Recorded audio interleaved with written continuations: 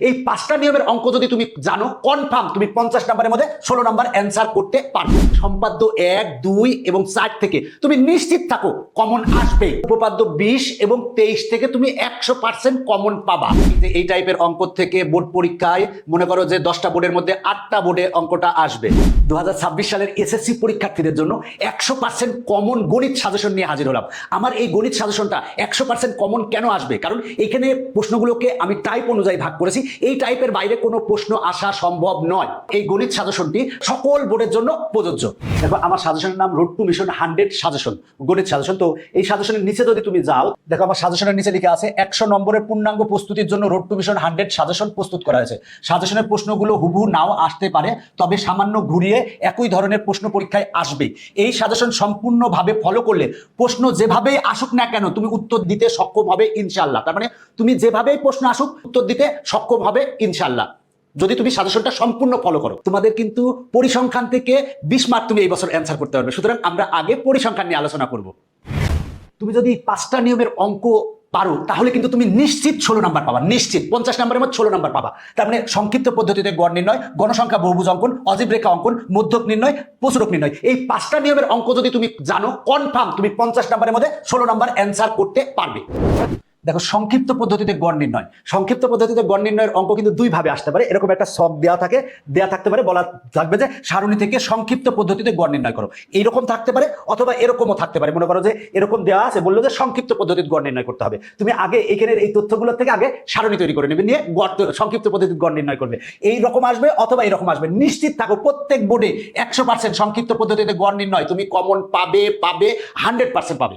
এরপরে দেখো অজীব রেখা অঙ্কন। দেখো অজীব রেখা অঙ্কনের ক্ষেত্রে কি আসবে, যে এরকম উপাত্ত দেওয়া আছে, এখন বলা আছে অজীব রেখা অঙ্কন করো। তোমাকে এই উপাত্ত থেকে আগে ছকে পরিণত করতে হবে, মানে সারণীতে পরিণত করতে হবে, তারপরে তুমি অজীব রেখা অঙ্কন করবে। আবার এরকম একটা সারণী দেওয়া থাকতে পারে, এখন বললো যে উপাত্তের অজীব রেখা অঙ্কন করো, এরকম সারণী দেওয়া থাকতে পারে, উপাত্তের অজীব রেখা অঙ্কন করো। এখন তোমার এই দুই নিয়মের অঙ্ক জানলেই তুমি অজীব রেখা তুমি পারবে, আর অজীব রেখা প্রত্যেক বোর্ডেই আসবে ইনশাল্লাহ।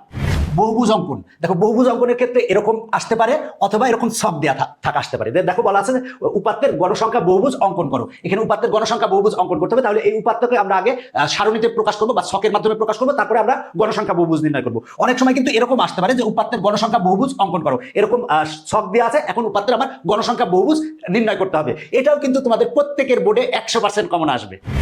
মধ্যক নির্ণয়, দেখো এরকম উপাত্ত দেওয়া থাকবে, বলা আছে যে শ্রেণী ব্যবধান 6 ধরে গণসংখ্যা সারণী তৈরি করে মধ্যক নির্ণয় করো, এরকম আসতে পারে। অথবা এরকম সারণী দেওয়া আছে, এখন বলা হলো যে মধ্যক নির্ণয় করো, এরকমও আসতে পারে, এটাও আসতে পারে, এটাও আসতে পারে। আর এই যে এত সংখ্যাগুলোর মধ্যক কত, এটা কিন্তু তোমাদের ক নং বা সংক্ষিপ্ত প্রশ্নের জন্য আসতে পারে। এবার দেখো প্রচুরক নির্ণয়, দেখো এরকম দেখো উপাত্ত দেওয়া আছে, বলা আছে যে প্রচুরক নির্ণয় করো, মানে 5 ধরে সারণী তৈরি করে প্রচুরক নির্ণয় করো। উপাত্ত দেওয়া আছে, এখন তোমাকে 5 ধরে মানে শ্রেণী ব্যাপ্তি 5 ধরে সারণী তৈরি করে প্রচুরক নির্ণয় করো, এরকম আসতে পারে। অথবা সারণী দেওয়া থাকতে পারে, বলা হলো যে প্রচুরক নির্ণয় করো। আর অনেক সময় ক বা সংক্ষিপ্ত প্রশ্নের জন্য এরকম আসতে পারে যে এত উপাত্তের প্রচুরক আছে কি ব্যাখ্যা করো। এটা হচ্ছে ক বা সংক্ষিপ্ত প্রশ্নের জন্য গুরুত্বপূর্ণ। আয়তলেখ অঙ্কন খুব কম আসে, তারপরেও তোমরা দেখে যেতে পারো যে প্রদত্ত সারণী থেকে আয়তলেখ অঙ্কন, এরকম সারণী দেওয়া আছে, বললো যে আয়তলেখ অঙ্কন করো, এটা খুব কম আসে, তবে তোমরা তাও দেখে যেতে পারো।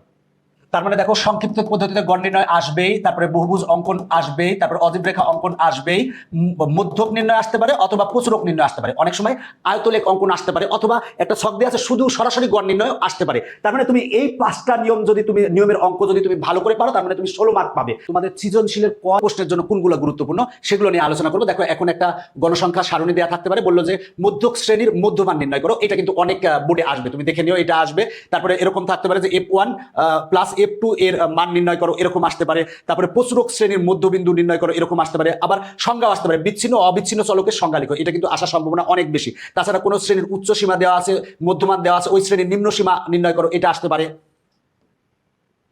এখানে কিন্তু আমরা সকল প্রকার স্টুডেন্টের জন্য সাজেশন রেখেছি। লালগুলা সবচেয়ে বেশি গুরুত্বপূর্ণ, যারা মোটামুটি করতে চাও তারা লালগুলা শুধু পড়লেই হবে, আর যদি একটু ভালো করতে চাও লালগুলার সাথে এই কালারগুলো পড়বে।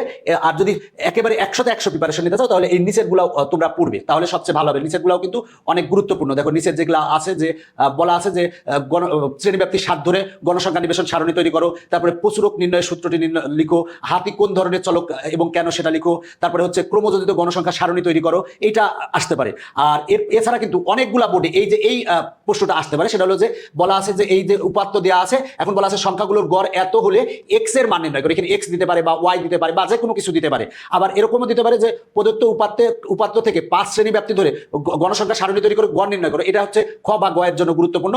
গাণিতিক গড় নির্ণয় করো, সারণী দেওয়া আছে, গাণিতিক গড় নির্ণয় করো, এটাও কিন্তু আসতে পারে। আর সংক্ষিপ্ত প্রশ্নের জন্য কিন্তু আমার আলাদা সাজেশন আছে, সাজেশনের ভিডিও আছে, সেই ভিডিওটাও দেখবা। আমি যেগুলো বললাম এগুলো যদি তুমি ভালো করে প্র্যাকটিস করো তাহলে পরিসংখ্যানে তুমি আশা করি যে 20-এ 20 অ্যান্সার করতে পারবে ইনশাল্লাহ। তোমাদের বীজগণিতে কিন্তু 3টা অধ্যায় আছে, সেটা হলো যে 2, 3 এবং 11। এখান থেকে কিন্তু 2টা সৃজনশীল আসবে।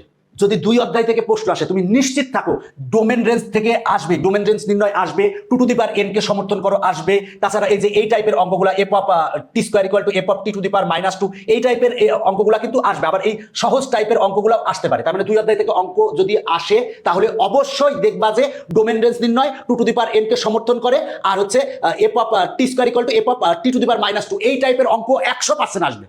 দেখো এফ হচ্ছে সেট গঠন পদ্ধতি দেওয়া আছে, বলা আছে এফ অন্যকে তালিকা পদ্ধতিতে প্রকাশ করে ডোমেন ও রেঞ্জ নির্ণয় করো। এইরকম অঙ্ক আসবেই, মনে রাখো।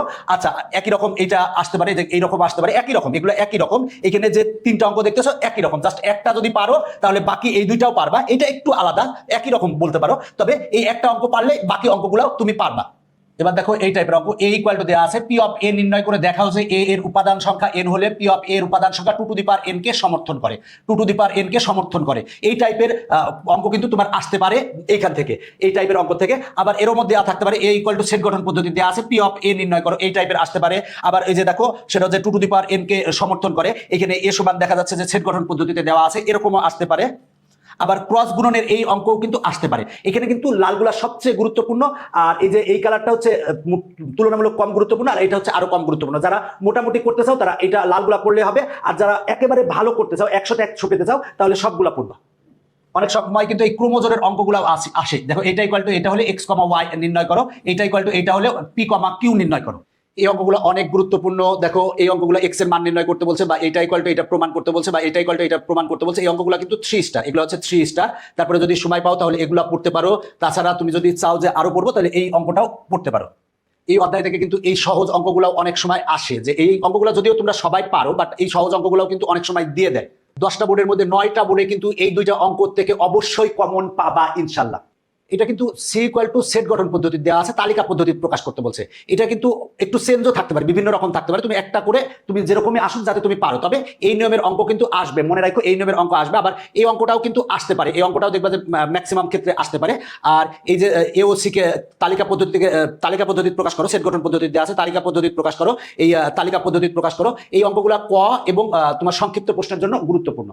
আমরা এখন 11 অধ্যায় নিয়ে তোমাদের আলোচনা করব। তো 11 অধ্যায়ে কিন্তু এই যে অঙ্কটা দেখতেছো, এই অঙ্কটা মনে রাখো যে এখানে যে অঙ্কটা আছে, এই অঙ্কটা কিন্তু তোমাদের 10টা বোর্ডের মধ্যে 8টা বোর্ডে কমন আসবেই। তাছাড়া এই অঙ্কটাও গুরুত্বপূর্ণ, তুমি চাইলে এই অঙ্ক 2টাও করতে পারো। আর এইখানে এই টাইপের অঙ্ক আরো আছে, দেখো এই যে এখানে আছে, এই অঙ্কটা আছে, এই অঙ্কটা আছে, এই অঙ্কটা আছে। এই অঙ্কগুলো সবগুলো প্রায় একই রকমের, এই অঙ্কগুলো সবগুলো একই রকমের। এই নিয়মের থেকে অঙ্ক কিন্তু তুমি বোর্ড পরীক্ষায় কমন পাবেই। তারপরে যেটা থেকে আসে সেটা হলো যে এই যে এই নিয়মের অঙ্ক, যদি এই অধ্যায় থেকে প্রশ্ন আসে তাহলে এই নিয়মের অঙ্ক কিন্তু আসবে। এই 2টা অঙ্ক থেকে একটা আসার সম্ভাবনা মনে করো যে 90%। তাছাড়া এই অঙ্কগুলো দেখতে পারো, এখানে যে অঙ্কগুলো আছে এই অঙ্কগুলো দেখতে পারো। তবে এই অঙ্কটা মনে রাখো পরীক্ষায় আসবে। এই অঙ্কটা খুব কম টাইমে আসে, সেটা হলো ক্ষেত্রফল শতকরা কত হ্রাস বা বৃদ্ধি পাবে। এই অঙ্কটা খুব কম টাইমে আসে। এই 2টা অঙ্ক থেকে 10টা বোর্ডের মধ্যে 6টা বোর্ডে কমন আসবে ইনশাআল্লাহ। এই অঙ্কটাও একই রকম, এই অঙ্কটাও প্রায় একই রকম। এখানে যে অঙ্কগুলো দেখতেছো সবগুলো একই রকম। এই 2টা পারলে বাকিগুলো পারবা ইনশাআল্লাহ। প্রশ্ন বলে দিলাম, এই টাইপের অঙ্ক থেকে, এই যে এই টাইপের অঙ্ক থেকে বোর্ড পরীক্ষায় মনে করো যে 10টা বোর্ডের মধ্যে 8টা বোর্ডে অঙ্কটা আসবে। একই রকমের এই অঙ্কটা, একই রকমের এই অঙ্কটা। এই অঙ্কটা পারলে বাকি অঙ্কগুলো পারবে ইনশাআল্লাহ। ক নং এবং সংক্ষিপ্ত প্রশ্নের জন্য যে x, y, z ক্রমিক সমানুপাতি, এটা আসবে সংক্ষিপ্ত বা ক নং এ আসবে। লিখে রাখো যে 10টা বোর্ডের মধ্যে 9টা বোর্ডে আসবে। এটাও কিন্তু অনেক গুরুত্বপূর্ণ। 2টি সংখ্যার অনুপাত দেওয়া আছে, লসাগু দেওয়া আছে, সংখ্যা 2টি নির্ণয় করো। তাছাড়া এই অঙ্কটাও অনেকবার আসে। এখানে যে অঙ্কগুলো আছে এই অঙ্কগুলো দেখলেই তোমার 11 অধ্যায় কমপ্লিট হবে। এখন আমরা 3য় অধ্যায় নিয়ে আলোচনা করব। 3য় অধ্যায়ের সবচেয়ে বেশি গুরুত্বপূর্ণ হচ্ছে এই যে x to the power 6 plus 1 by x to the power 6 এর মান নির্ণয় করো। x ইকুয়াল টু এত দিয়ে আছে। মনে রাখো যে এইটা তুমি 10টা বোর্ডের মধ্যে 8টা বোর্ডে কমন পাবা। একই রকম এই অঙ্কটাও একই রকম। এরপরে যে গুরুত্বপূর্ণ অঙ্ক সেগুলো a to the power 5 plus 1 by a to the power 5 equal to এত প্রমাণ করো। এখানে a স্কয়ার ইকুয়াল টু দেওয়া আছে। একই রকম ভাবে মনে করো যে y to the power 5 minus 1 by y to the power 5। এই টাইপের অঙ্কগুলো অনেক বেশি গুরুত্বপূর্ণ এই চ্যাপ্টারের। তাছাড়া এই নিয়মের অঙ্কগুলো করতে পারো। এখানে যে অঙ্কগুলো দেখতেছো যে k square plus 1/k square equal to এত হলে দেখাও যে এত ইকুয়াল টু এত, অথবা এইটা ইকুয়াল টু এইটা, অথবা এইটা ইকুয়াল টু এইটা, এই অঙ্কগুলো অনেক গুরুত্বপূর্ণ। আর এখানে যে অঙ্কগুলো আছে এগুলোও দেখতে পারো। এরপরে আসো টাইপ 4। টাইপ 4 এ যে অঙ্কগুলো আছে সেটা হলো যে y⁴ সংক্রান্ত অঙ্ক। y⁴ সংক্রান্ত যে অঙ্কগুলো আছে এখানে যে অঙ্কগুলো আছে যে p⁴ ইকুয়াল টু এত হলে প্রমাণ করো যে এইটা ইকুয়াল টু 0। তারপরে মনে করো যে এইটা ইকুয়াল টু 0 হলে এত এর মান নির্ণয় করো। এই অঙ্কগুলো অনেক বেশি গুরুত্বপূর্ণ। তাছাড়া এই অঙ্কগুলো দেখতে পারো। এখন কিন্তু এই নিয়মের অঙ্কগুলো খুব বেশি আসতেছে যে 16 ইন্টু এত ইকুয়াল টু 18। এই নিয়মের অঙ্কগুলো খুব বেশি আসতেছে। এই নিয়মের অঙ্কগুলো একটু বেশি করে প্র্যাকটিস করবা। এখানে যে নিয়মের অঙ্কগুলো আছে এই নিয়মের অঙ্কগুলো কিন্তু বেশি করে প্র্যাকটিস করবা। x equal to √3 plus √2, m equal to 2 plus √3, এই নিয়মের অঙ্কগুলো গুরুত্বপূর্ণ। এই নিয়মের অঙ্কগুলো দেখবা।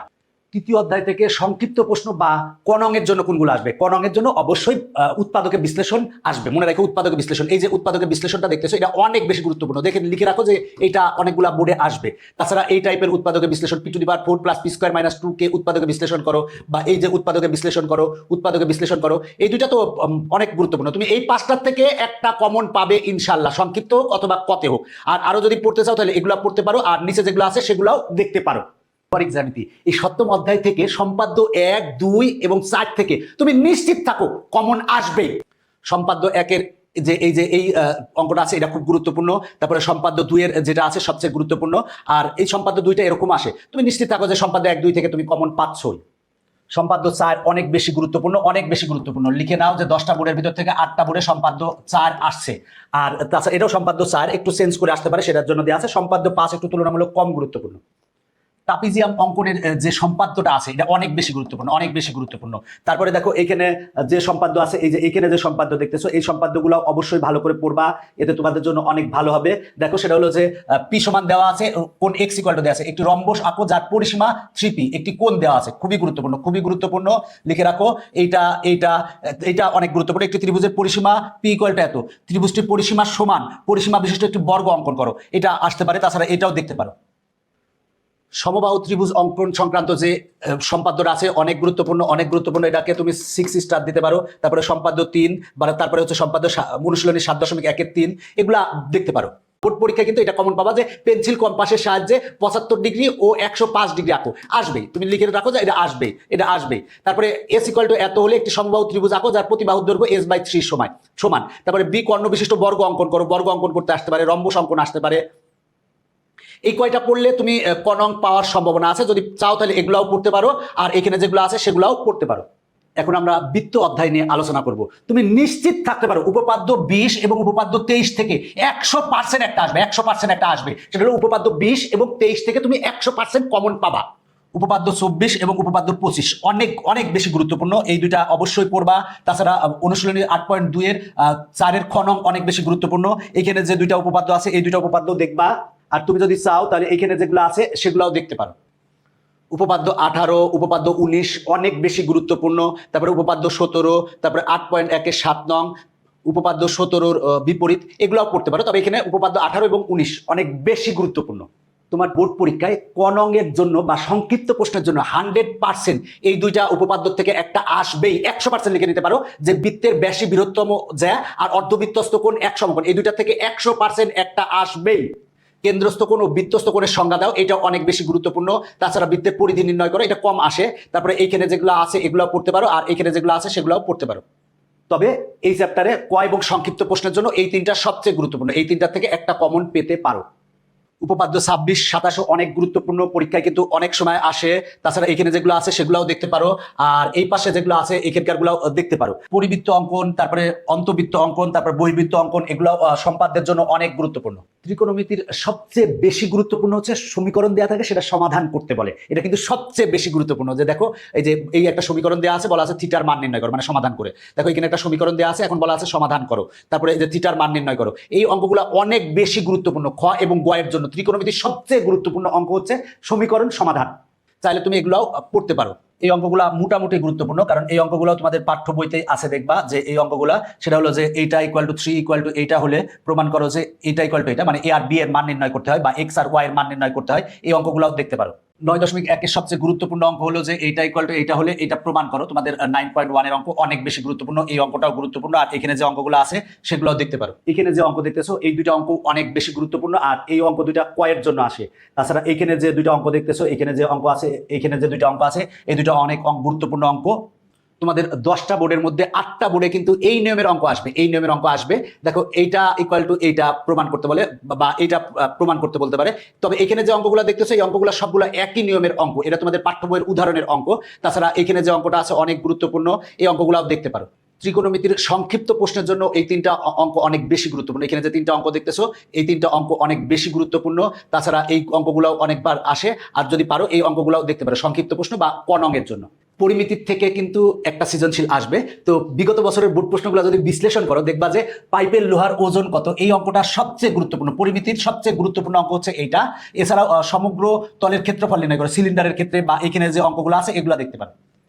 এছাড়া রম্বস সংক্রান্ত যে অঙ্কগুলো আছে, রম্বসের পরিসীমা দেওয়া আছে, বৃহত্তম কর্ণের দৈর্ঘ্য দেওয়া আছে, অপর কর্ণ ক্ষেত্রফল নির্ণয় করো। রম্বস সংক্রান্ত এই অঙ্কগুলো বেশি গুরুত্বপূর্ণ।